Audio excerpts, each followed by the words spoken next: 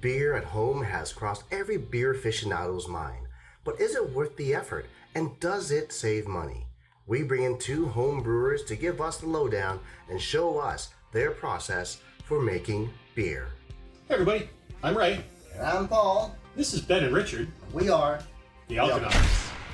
And today we have our home brewers back on our show, and we're going to go through the brewing process from start to finish from a home brewer's perspective. So let's take a look. Hello, my name is Richard Vernon, and I am a home brewer. I was getting back into it, so I tried some stuff in the past, like 20 years ago. So getting back into it wasn't as daunting, but I was going from something that in the past was rather simple to definitely something that was a lot more complicated. I think having a partner makes a big difference. Having somebody to show you the ropes, teach you the basic steps can make a big difference. Hello, my name is Ben LeBlanc. I'm a home brewer. Because I was surrounded by a bunch of people that were at the college, they kind of held my hand at the beginning. It was like apprenticing, so it was great. But stressless. Even in this day and age, though, if you wanted to get into it yourself, there's enough YouTube videos and self-help stuff.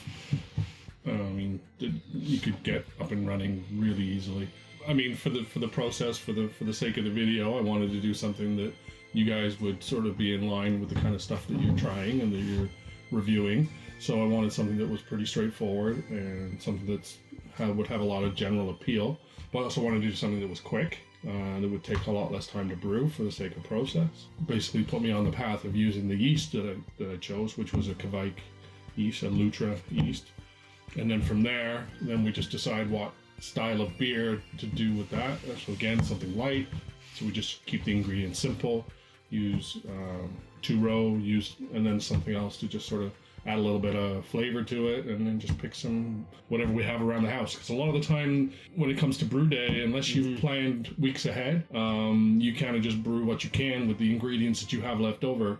You don't always have everything at hand all the time. So you just say, well, I've got some of this and I've got some of this. Well, these are my options. I could brew this or I could brew this, and you just decide what you're going to do. So in the past, we would use what we knew, which is the grandfather calculators. So in this case, we looked at the history that we kept in our log. I flipped through the pages and looked at similar beers that we had in the past, made sure we were in line. So, but I mean, as the more experience you get, you understand what ingredients work well together, what ratios work well together, and it's the same with the beer recipe.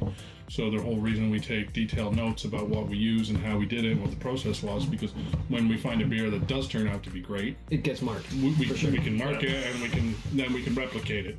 And you'll probably have what they call a drain pour once in a while. So you'll make something that's wholly undrinkable, but it's happened to us. It's happened to us. We've done it a couple times, but you learn and you improve the process, and don't be afraid to try. Cleaning and preparation are essential to the beer making process, but even the most laid out plans can encounter a few bumps in the road. So when I was trying to mill the grain, the gapping on the mill wasn't set properly. So the grain was just passing through and it wasn't actually crushing it. So I had to basically take the grain out, check with the feeler gauge to make sure the spacing was right. I checked it, everything was fine. I put the grain back in, ran it through, and it seemed to be okay. Brewing is much like any other process. You run into a problem and you analyze it and try and figure out what the solution is. When you buy grain from homebrew shops, sometimes they will mill the grain for you. The problem is that if you buy milled grain, it only lasts a couple of months. If you buy whole grain, it'll last like a year. And if you buy it in bulk, so you buy like a 55-pound bag of grain, then you can just mill it as you need it, and it'll keep it fresher and it'll taste better and everything else. And it's cheaper in the long run. You bring your mash tun up to temperature, and then after that you throw the grain in. Being two is great because you got one person adding the grain, the other person's mixing, so you don't get any clumping. But in this case, it was like porridge, right? It was great. We have this recirculation system. It grabs some of the kind of denser liquids that make their way to the bottom and throws them on top, and then it kind of recirculates that way. And you do that for, in our case, 30 minutes. Yep. So normally it's an hour, but in this case we did it for 30 minutes. So, and then after that you basically take pull the basket out of the water and let all the water that's in the grains drain out, and then you pour clean hot water over top. So that's the sparging process, and that just rinses all the leftover sugars that are still in the grains out of the grain into the wort underneath, so that you end up with more sugar in it, so you can make sure your efficiencies are good. Increases your efficiency.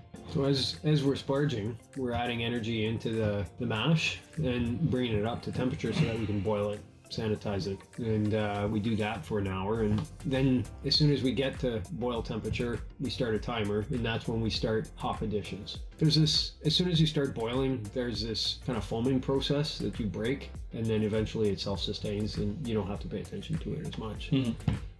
So you break it with the paddle, and after about 2-3 minutes. So if you don't do that, you can actually end up with a boil over. Yeah. After that, you boil. You get to the end. Your whirlpool. You got hop additions. You got whirlflock. You've got acid. So if you do your hops at the beginning, you're getting more IBUs, so international bitterness units. And that's because you're extracting more of the bitterness from the hop the longer it boils, and the earlier it goes in. If you put hops in later, then you're getting more of the aromatic stuff off of it. So it's a matter of picking the hops, picking when you put them in, what kind of flavor profile, what kind of mix you want.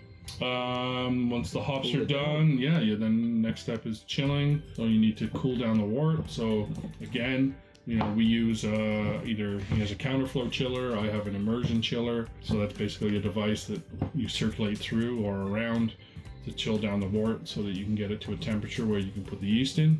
So once it's chilled down to the temperature that you need to pitch the yeast at, you can put your yeast in. In this case, we did a yeast starter, so that was creating more yeast for the size of the batch that we were doing and the style that we were doing. We wanted to make sure that it ferments properly. But again, you could, if you're doing a simple 5-gallon batch of ale, you can just take that yeast package and just sprinkle it on top and close it up, and you're done. Like it can be as simple as that. The stuff we were doing, we're using a Kavik yeast, so it'll actually be done. It could be done in like 2 or 3 days. So it will actually be finished in alcohol within a few days. Will it taste great? Maybe. If you leave it a little bit longer, it'll probably sharpen up the beer, make it a little nicer to drink. I'd actually encourage it. If you're starting, like at some point, do a batch, do a Kavik, and try it in 3 days. You'll taste there's this young beer taste. I don't know how to describe it, but you know what it is. That way, if ever you do something in the future, you'll recognize that taste and go, oh. After the liquid has been transferred into a fermenter, our homebrewers place the product of their efforts in a temperature-controlled environment, where a wait of up to 2 weeks will result in beer. Alrighty, so a couple of weeks have passed, and the beer that we brewed is now on the table in front of us. Hey guys, why don't you tell us what it is that we're drinking today? So we brewed up a Kavik Ale. We just used some of the ingredients that we had lying around. What did we put in here? We put in some two-row, some maris otter, some carafoam for our grain bill, Saz hops and some Amarillo hops, and then we used a Kavik yeast to make basically a Kavik farmhouse ale. Cool. And what's the ABV on this guy? Well, it's 5.91. Let's put this back and let's see what our initial thoughts are. Sure. Cheers, guys. Cheers. It's really smooth going down. Keep in mind we force carbed it in 30 minutes. Yeah. So that'll actually make it changes things a bit. Not as highly carbonated as it would be after it's sat for a while. It's bright though. It's got a nice bright. I love the color. It's got a slight haze to it. Yep, but it's golden. Mm-hmm. With time, the kind of the sweetness should kind of fade a little bit. Yep, should go a little drier, and then with the higher carbonation, it should make it a little drier tasting as well. Yeah, I do get a slight dryness to the aftertaste. Mm-hmm. When I'm drinking it. Yep. So that foreshadows what you're going to see in 3 or 4 days of it sitting, or it'll be better after a week, but it'll be better after 3 weeks as well. Why is it called a Kavik Ale? Kavik is the name of the strain of yeast from Norway. So what they used to do, they used like a piece of wood. So they would make their beer. They would take this piece of wood that was inoculated with whatever they didn't really know at the time, but it turns out to be yeast. And then they would sort of swish it in the beer. Whatever yeast was on there would go into the beer, and then it would turn into beer. And then they would take that paddle or whatever it was, and they would just hang it on the wall. Hang it in the wind or Hang the it, yeah. wall. And then the next time they did a batch, they would take that off and put it, and then swish it in again for the next So batch. it's basically mold beer. Yeah. Yeah. Well, whatever wild yeast. wild yeast. Wild yeast. But again, depending on the temperature that you ferment it at, you'll get completely different flavors. So Right. if you ferment it warm, you could get a lot more fruity flavors and different esters and stuff like that. And if you ferment it really cold, it might come out a little bit cleaner. So, and then you said you cold crashed this for about a week. So is that to stop the fermentation process? So usually cold crashing is done to clear the beer. So what it Okay. does is it causes all the yeast and all the trub to drop out of it, so that when you go to package it, you end up with a clearer beer. It's super forgiving for anyone starting out. Like Kavik yeast is a Yep. good yeast to start with. Yep. If you want to start with something, I'd recommend grab a Kavik yeast and grab some simple ingredients. See what you can get. As a taster, I'm finding it's a really good blend of a low-end IPA and your regular ales or lagers. Yeah, It's very smooth. You still get a little bit of hoppiness to it. You get that dryness too, but it's it's not overbearing. And I don't know if it's because it's young. Ray likes them young. My beers. But it is a smooth beer. Like I'm actually thoroughly enjoying this, and I've never had a Kavik. I've never heard of a Kavik before. It's interesting how you guys can create something that's not a mainstream or a well-known beer, and it dumbfounds me how you guys can just pull that off. I mean, I don't know about you, but I like coming back to the Saz and the Amarillo, like some of the more basic. Yeah. There's something to be said for Yeah. more classic ingredients. Like it doesn't always have to be. You don't always have to be pushing the boundaries of styles. Like it doesn't have. You don't to need be, hop bombs. You don't need no crazy sours. You don't need- It's nice to have it once in a while. Yeah, but I'm actually discovering as I'm evolving as far as my tastes go, I'm enjoying more simple beers. I as a home brewer, I appreciate the craft of making a good quality, simple style beer. Classic, like Classic. a Pilsner. Pilsner or a Dortmunder or a Baltic Porter or something like that. Just something that's done well. Doesn't have a lot of extra flavors in it and everything else. And sometimes you just want a nice Pilsner. It seems so intimidating. Time-wise, ingredient-wise, investment-wise. Yep. It seems so intimidating for someone who's not actually doing it and is thinking about it. Just going through the process with you guys. It's amazing how simple the process actually is. It can be, yeah. But- it all depends on what final product you're looking for. Yes. That's really what it boils down to. Yeah. We've experimented with trying to simplify and seeing what we can put out. Yep. Like There's back, something called a smash beer. Yeah. Smash stands for single malt, single hop, and that's it. It's super simple, but you can get some great tasting beers doing that, and it's not complicated. But the nice thing is you get to figure out what that hop tastes like, what that malt tastes like, just on its own. Because a lot of the time when you're sampling a beer and it's a mix of stuff, you don't know which of those ingredients is imparting which flavors or which tastes to it. Well, you can obviously tell who the homebrewers are and who the drinkers, who the beer drinkers are. We have unlimited access to beer, so we have to learn to limit ourselves. Yeah. it can get out of hand pretty quickly sometimes. yeah. If it was carbonated more, it'd be a killer beer. Yeah.